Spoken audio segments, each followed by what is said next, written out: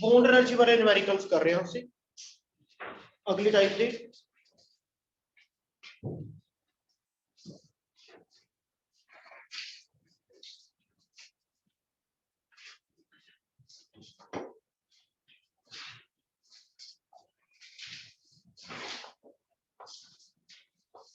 Bond energy.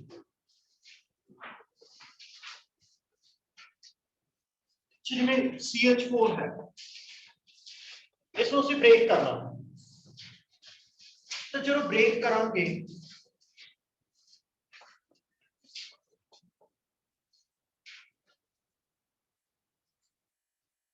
चलो इसमें break करांगे,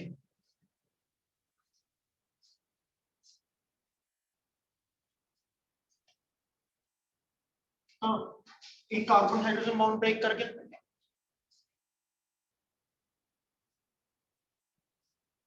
जो हम पहला कार्बन हाइड्रोजन बॉन्ड ब्रेक करता, उसके बाद जब दूसरा बॉन्ड ब्रेक करांगे तो दूसरा बॉन्ड ब्रेक पहले ब्रेक करने से एनर्जी देनी होगी या नहीं?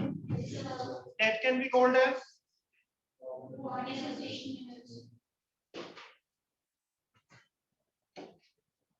बॉन्ड एनर्जी कह सकते हैं उसको, बॉन्ड डिसोसिएशन एनर्जी।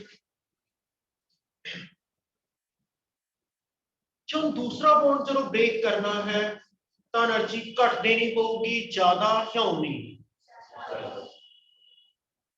जे किसी दे मतलब के बीच में एक लत तोड़ दी तो दूसरी तोड़नी इजी हो चुकी है डिफिकल्ट? इजी हो चुकी क्योंकि उन्होंने हैंडीकैप हो चुके हैं।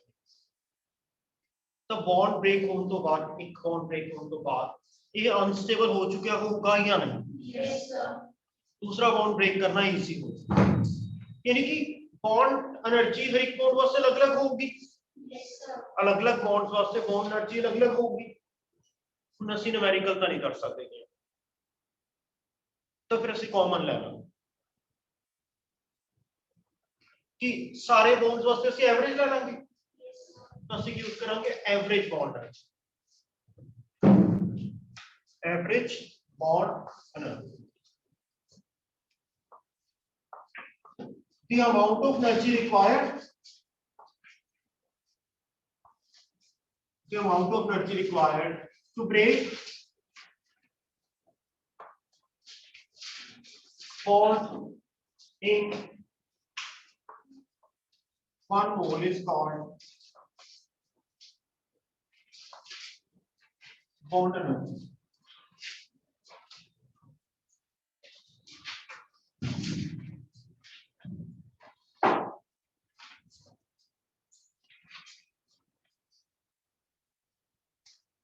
The amount of energy required to break bond in 1 mole is called bond energy.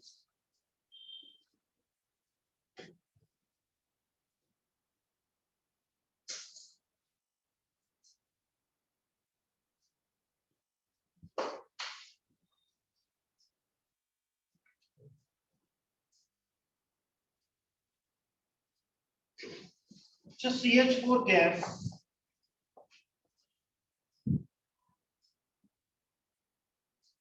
तो C गैस क्यों का C गैस बन गया प्लस 4H गैस नहीं 2H2 नहीं, जब उसे ब्रेक करांगे तो H बाहर आऊगा या H2 बाहर आऊगा? जैसे H2 लिखते हैं हाँ, फिर तो कुछ H मिलके H2 बनाएंगे, फिर तो एक एक्स्ट्रा प्रोसेस नहीं होगा, तो ਸਾਨੂੰ ਇੱਥੇ H ਹੀ ਲਿਖਣੇ ਚਾਹੀਦੇ ਹੈ ਜਾਂ ਨਹੀਂ? ਚੋਨੇ ਸੋਲਿਡ ਵੀ ਹੋ ਸਕਦਾ ਸੀਗਾ, ਲਿਕੁਇਡ ਵੀ ਹੋ ਸਕਦਾ ਸੀਗਾ, ਗੈਸ ਵੀ ਹੋ ਸਕਦਾ ਸੀ। सॉलिड च तोड़न वास्ते अलग एनर्जी चाहिए होगी, लिक्विड च अलग, गैस च अलग। जो बॉन्ड एनर्जी है that would be in the gases. Bond energy का डाटा सिर्फ इस टाइम च एनर्जी देनी पड़ेगी। जे मैं रिवर्स कर दवा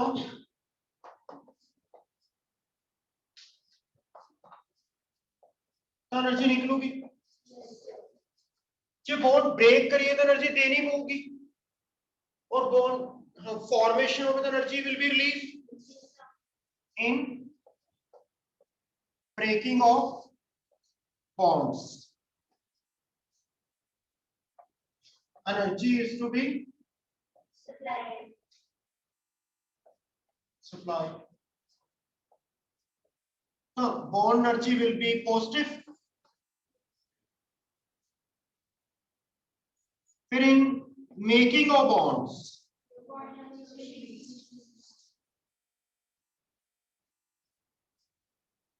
energy will be released. कि मैग्नीट्यूड तो सेम ही होगा,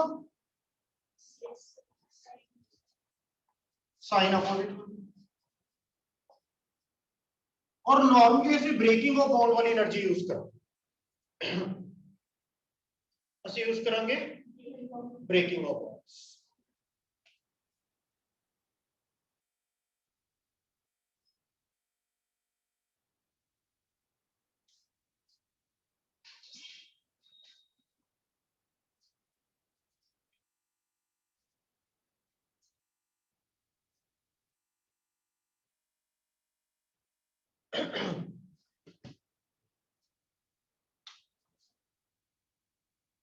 जैसे एक फॉर्मूला लिखा, heat of reaction is equal to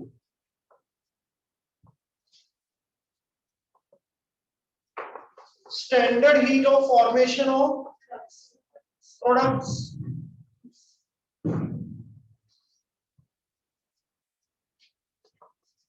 minus standard heat of formation of reactants.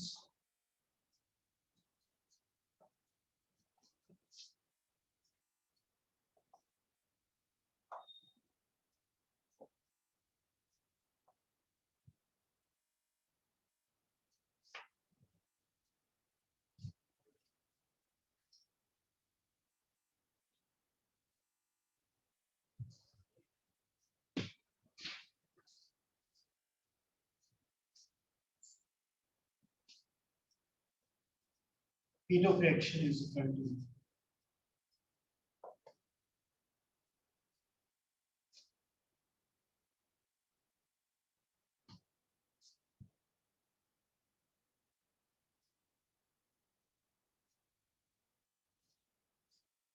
standard heat of combustion of reactants.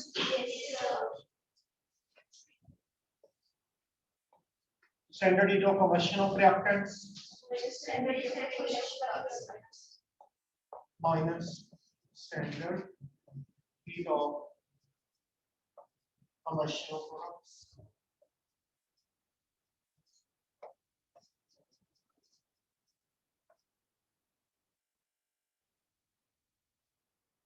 एक ਅਸੀਂ फॉर्मूला ਹੋਰ इंट्रोड्यूस करें, heat of reaction is equal to, हम बॉन्ड एनर्जीज की टर्म चलेंगे,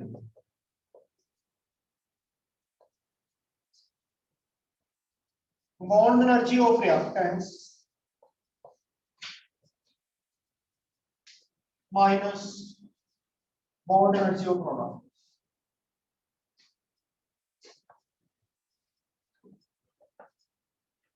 और एक किस वास्ते ले रहे हैं, for breaking of bonds,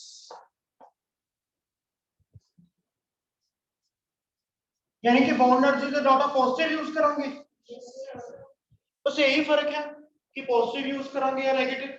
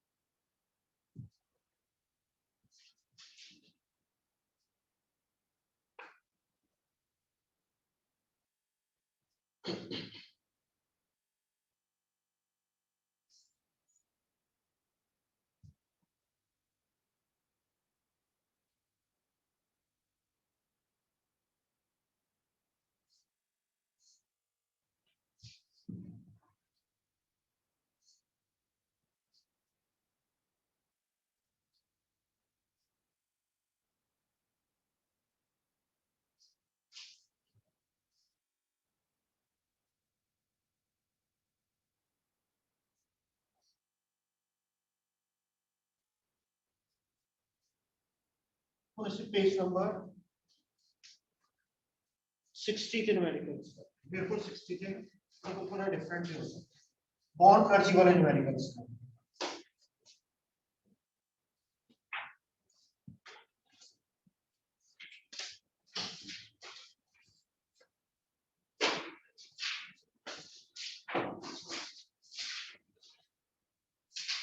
first question की स्टेटमेंट पढ़ लो।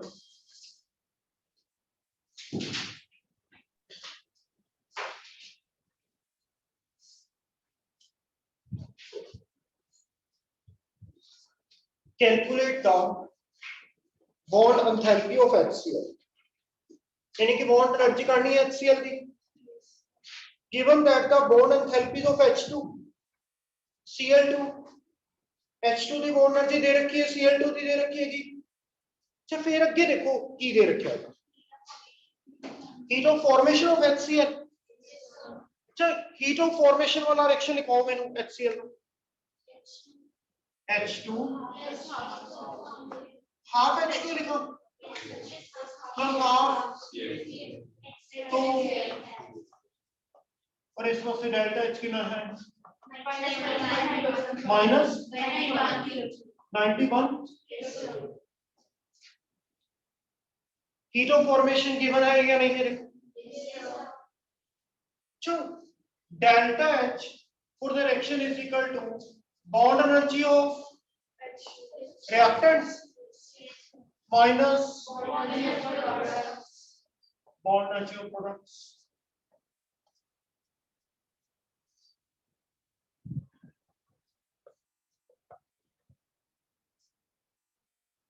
H2 की बॉन्ड एनर्जी का हाफ कर दें, H2 की बॉन्ड एनर्जी गिवन है ना, देखो कितनी है 430 का half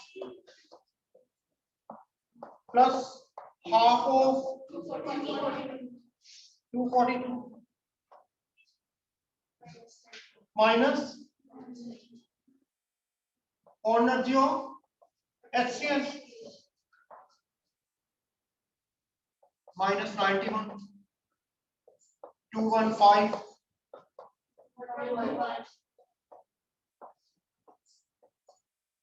bond energy of HCl।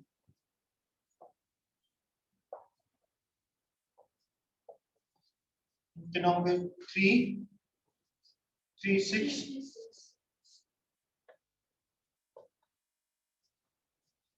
bond energy of HCl is equal to 336 plus 91 की 427।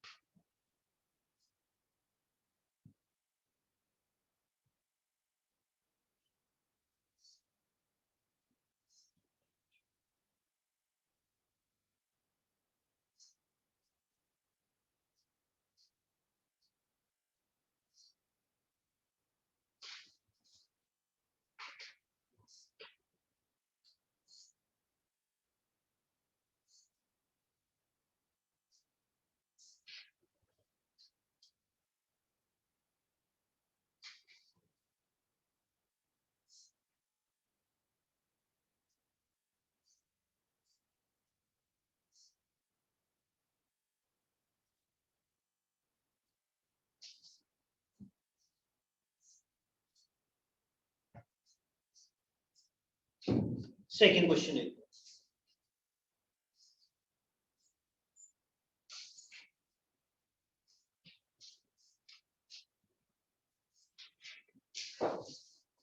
Part of second question.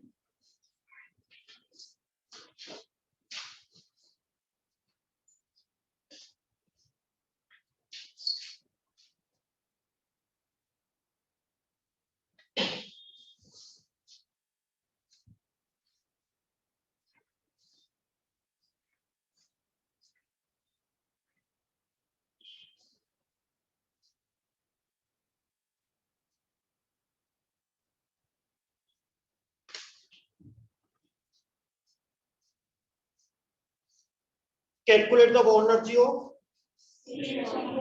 CH bond. A CH bond किस चीज ਦੇ ਵਿੱਚ ਹੈ? देखो मीथेन से है, CH बॉन्ड की एनर्जी करनी है, CH बॉन्ड मीथेन से है। अगर CH4 ਨੂੰ ब्रेक करते हैं, CH4 ब्रेक करें अगर, एक C और 4 H बन जाएंगे। और इसके लिए अगर हम डेल्टा H निकाल लें तो क्या आ जाएगा? Bond energy for breaking of 4 carbon hydrogen bond आ जाएगी। This delta H is bond energy for breaking of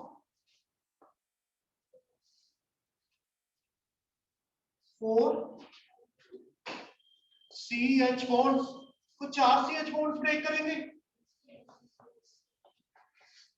और अगर अब bond energy of CH bond निकालनी हो तो क्या करेंगे? Delta H by 4। तो bond energy of CH bond आ जाएगी।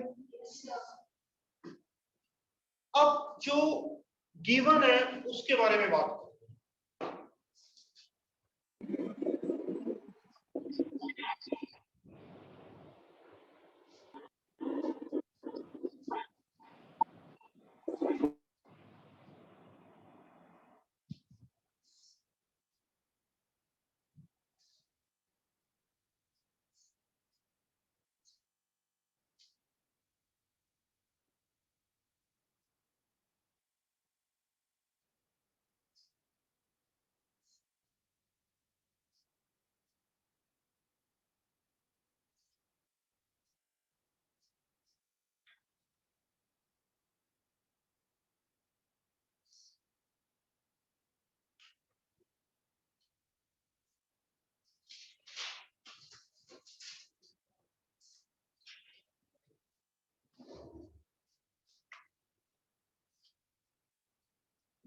अब देखो जो इक्वेशंस गिवन है, पहले heat of sublimation of carbon given है।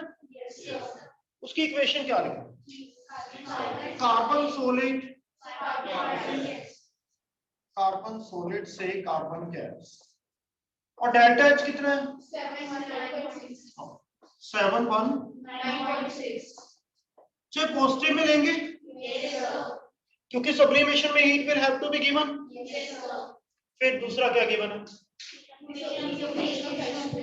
H2 की डिसोसिएशन, कि H2 से 2H बन गए। डेल्टा H कितना है? 4। फिर डेल्टा H कितना? फिर आगे देखो क्या गिवन है? फॉर्मेशन ऑफ CH4 की फॉर्मेशन डायरेक्शन लिखो, लिखो C। अब सॉलिड से रहेंगे, plus 2H2 CH4 delta H is equal to minus 74.8। तो इक्वेशन नंबर 1 2 3, तो तीनों इक्वेशंस हम जो गिवन डाटा उससे बना सकते थे या नहीं? देखो heat of sublimation of carbon, फिर heat of dissociation of hydrogen, heat of formation of methane. अब इस इक्वेशन में पहुंच रहे हैं। अब देखो पहली इक्वेशन को क्या एज इट इज रखेंगे। सी गैस चाहिए हमें, सी गैस इसमें है प्रोडक्ट में, तो keep equation number 1 S. Second equation को क्या करोगे? Multiply by 2। यहाँ पर 2H है, यहाँ पर 4 चाहिए, तो multiply by equation number 2 by 2।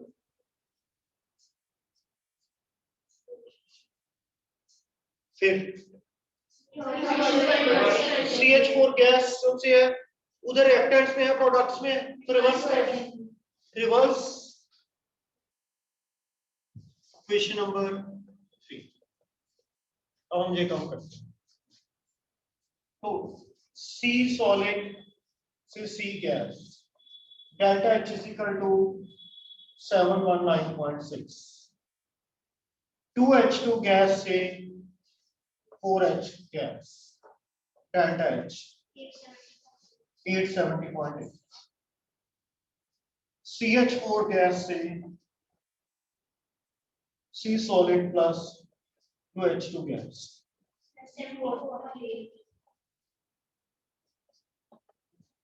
plus 74.8. Add कर दें, add all these equations.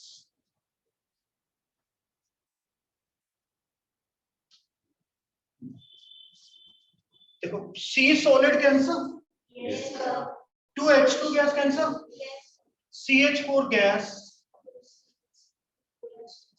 C gas plus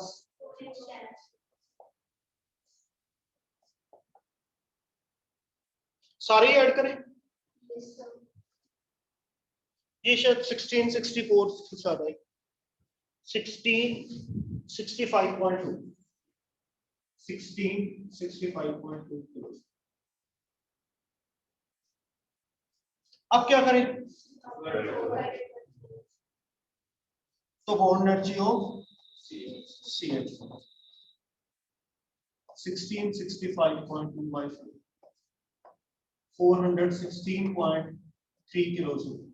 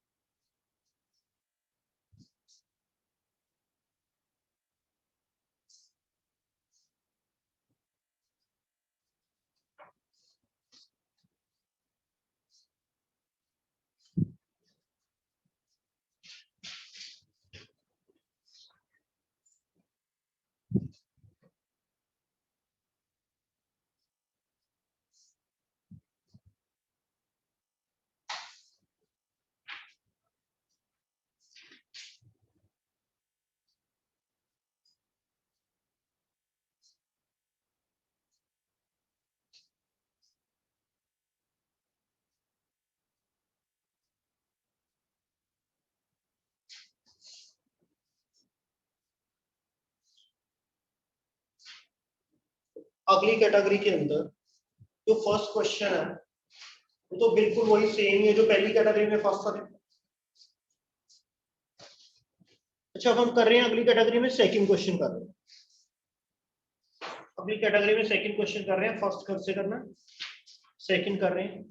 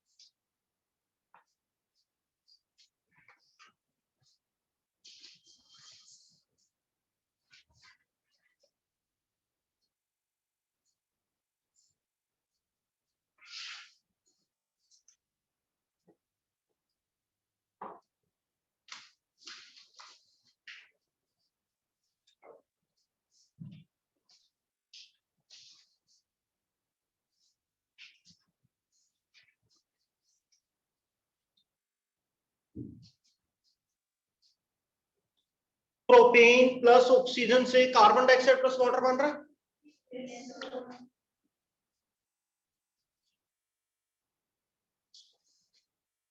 C3H8 plus O2 से 3CO2 gas plus 4H2 delta H निकालना है। जब delta H is equal to bond energy of reactants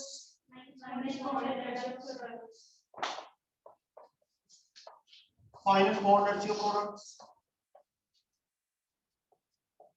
चलो देखो इधर ही देखते हैं। CgH 3 कार्बन है, कार्बन की कितनी वैलेंसी होती है? एक तो यहां पूरी होगी, 3 H लगे हुए हैं, इसके साथ में 2 इधर पूरी होगी,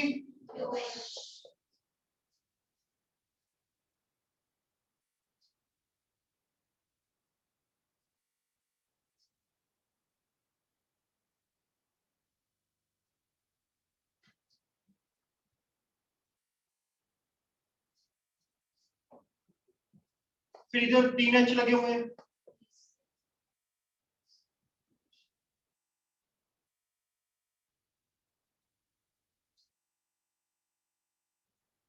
अब O की स्ट्रक्चर में O double bond O, CO2, C double bond H2O, HO। अब डेल्टा H किसके इक्वल होगा? देखो जैसे इसमें 1 2 2 कार्बन कार्बन बॉन्ड है, 2 into bond energy of carbon carbon bond plus 1 2 3 4 5 6 7 8 into bond energy of CH bond plus 1 into bond energy of O double bond of minus. एक carbon dioxide में 2 bond है और 3 में 6 हो गए, तो 6 into bond energy of C double bond plus एक water में 2 OH बॉन्ड है, 4 में 8 into bond energy of OH।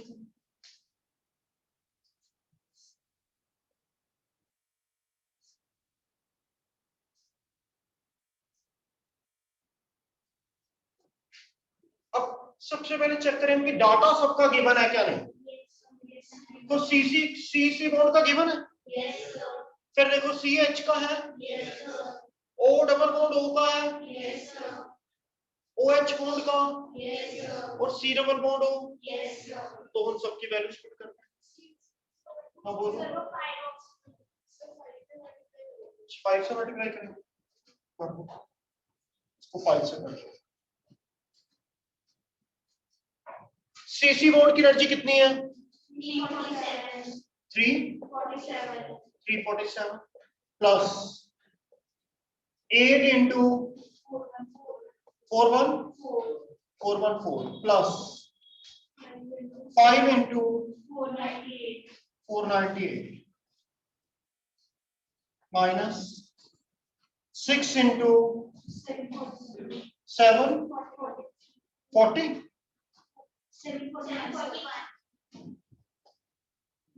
8 into 464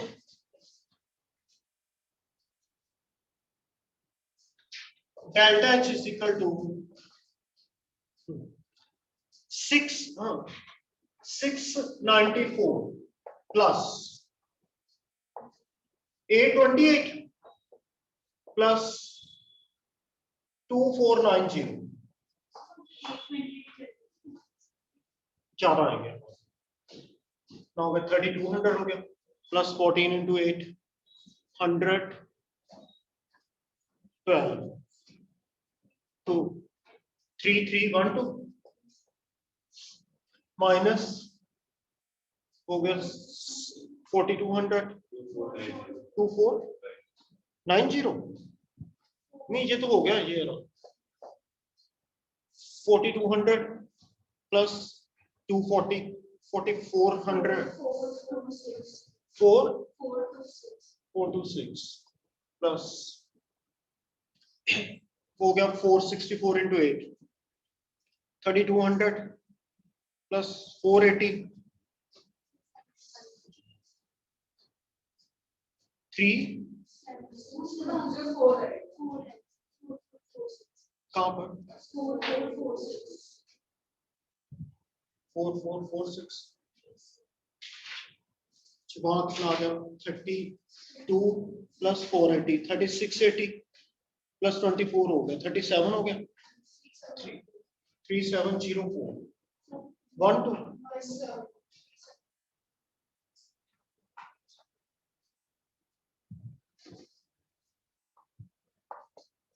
जब इसको सॉल्व करके जो भी आ जाएगा बस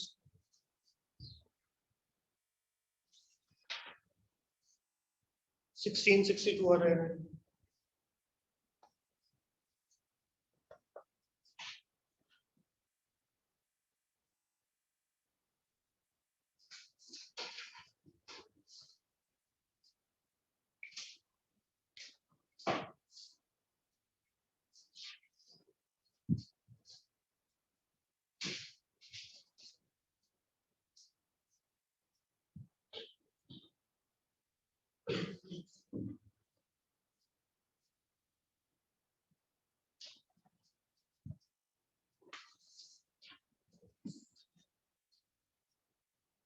अब इसके जो से सॉल्व है पहली टाइप के 1 2 2 3 4 में कर लिए दूसरी टाइप के थे सॉल्व में 1 2 5 उसमें से हमने 1 एंड ये दोनों तो कर लिए 1 एंड 3 कर लिया तो तुम चाहो तो सॉल्व दोबारा कर सकते हो सारे कि कल इसके सिर्फ सॉल्व करने हैं। अब मैं अपना थ्योरी टॉपिक स्टार्ट कर रहा हूं।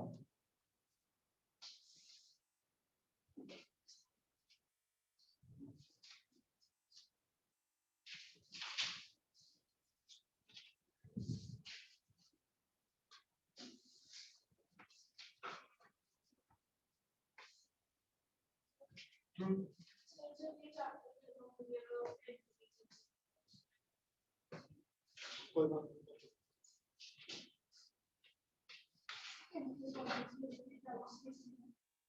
अभी हम ये कर रहे हैं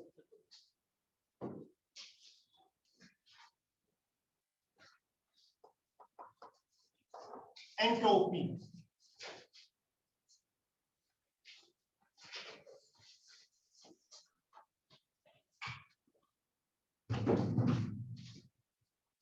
वो एंट्रोपी इंग्लिश का वर्ड नहीं है किसी और लैंग्वेज का वर्ड होगा इंग्लिश में इसको कहते हैं रैंडमनेस।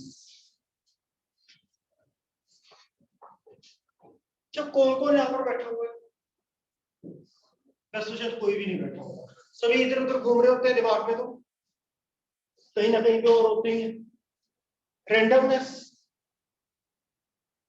फिजिकली भी हो सकती है मेंटली तो होती है। रैंडमनेस का मतलब इधर उधर मूवमेंट तो एंट्रोपी इज अ किसी और लैंग्वेज में रैंडमनेस का नाम है रैंडमनेस और एंट्रोपी और इसका सिंबल है एस। वैसे अगर मान लो कि भाई हाँ रैंडमनेस इज लाइक्ड और डिसलाइक्ड 100% पॉपुलेशन रैंडमनेस लाइक करती है। नहीं तो जेल में जाने में प्रॉब्लम क्या होती है रैंडमनेस हो जाती है। यही प्रॉब्लम होती है कि वहां पर उसको अंदर डाल देते हैं एक कमरे में। तो रैंडमनेस तो एवरीबॉडी लाइक्स रैंडमनेस कि फिजिकली रैंडमनेस होगी एक मेंटल मान लो कि हम पढ़ भी रहे हैं तो कुछ सीख रहे हैं तो मेंटल रैंडमनेस होगी यहां फिजिकल रैंडमनेस की बात है। तो randomness is liked by the कि एवरीबॉडी। तो ये रैंडमनेस कहती है कि भी यूनिवर्स चाहता है पूरा कि randomness should continuously go on increasing. जब हम अगर किसी को हीट देंगे तो रैंडमनेस बढ़ेगी क्या नहीं हीट देने से रैंडमनेस बढ़ेगी। तो रैंडमनेस को हम दो तरीके से लेंगे एक तो लेंगे हम कांस्टेंट टेंपरेचर पर एक लेंगे विद चेंज इन टेंपरेचर एक कांस्टेंट टेंपरेचर पर और एक विद चेंज इन टेंपरेचर। तो जैसे हमने कहा था कि मेल्टिंग पॉइंट पे पहुंच के टेंपरेचर कांस्टेंट हो जाता है till fall of the liquid gets melted तो वहां पर भी रेंडमनेस चेंज होगी। उससे पहले हम उसका टेम्परेचर मान लो कि कोई 25 डिग्री पे है, 100 डिग्री उसका बॉइलिंग पॉइंट है, तो पहले 25 से 100 पे लेके गए क्या नहीं? उस दौरान जो एनर्जी दी उसने टेम्परेचर भी बढ़ाया और रेंडमनेस भी बढ़ाई, और जो 100 डिग्री पे दी उसने सिर्फ रेंडमनेस इंक्रीज की।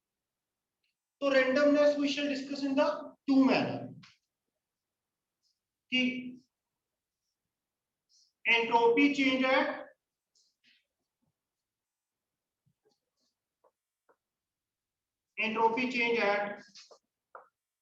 कांस्टेंट टेम्परेचर, फिर entropy change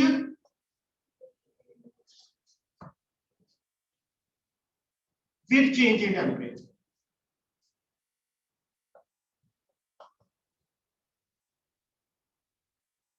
entropy change at constant temperature और दूसरा entropy change with change in temperature. अभी हम जो बात करेंगे वो पढ़ेंगे entropy change at constant temperature. अगर कांस्टेंट टेम्परेचर पर हम हीट दे रहे हैं किसी चीज को, तो वो आइसोथर्मल प्रोसेस हो गया या नहीं? और हम उसको जो हीट देंगे ना, वो आइडियल सिस्टम की फॉर्म, जो भी हम थर्मोडायनामिक्स पढ़ रहे हैं ना, सारी की सारी रिवर्सिबल सिस्टम्स के लिए है, मींस आइडियल सिस्टम्स के लिए।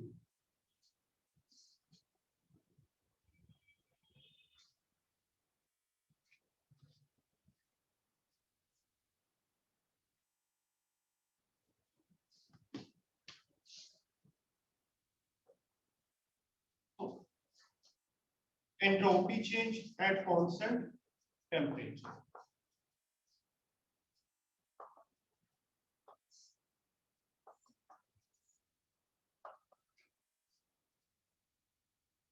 ठीक, इसके इक्वल होता है delta S is equal to Q over T. अगर हीट देंगे तो एंट्रोपी इंक्रीज करेगी, हीट निकालेंगे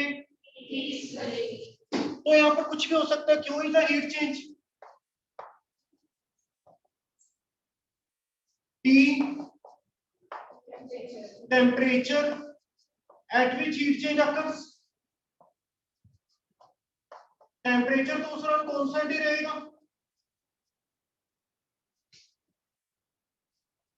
तो the change in entropy is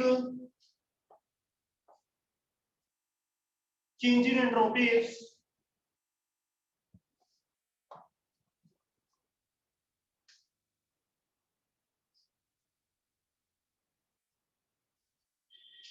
in entropy is heat is the ratio of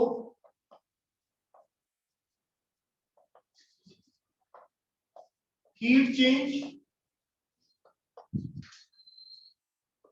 divided by temperature at which heat is absorbed। कह लो, चलो एक बार हम अंडरस्टूड है कि हमें पता है कि भी दोनों तरीके से heat is absorbed isothermally means at constant temperature and reversible। को क्यों ये यूज करें पता लग गया या नहीं? कि आइडियल सिस्टम के लिए बात कर रहे हैं, कांस्टेंट टेम्परेचर पर तो आइसोथर्मली हो गया, तो the change in entropy is the ratio of heat change divided by the temperature at which the heat is absorbed isothermally and reversibly। अब डेल्टा एस की यूनिट्स की बात करें,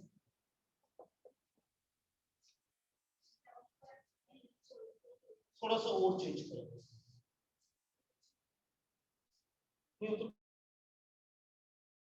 हमने कितने सब्सटेंस को हीट दी? और हमने 1 मोल को हीट दी, तो जूल पर मोल हो गया, जूल पर मोल। तो ये यूनिट्स क्या बन गए? जूल। क्यू के हो गए जूल पर मोल, टी के हो गए केल्विन। तो एस के क्या बन गए? डेल्टा एस के क्या बचा? जूल पर मोल पर केल्विन।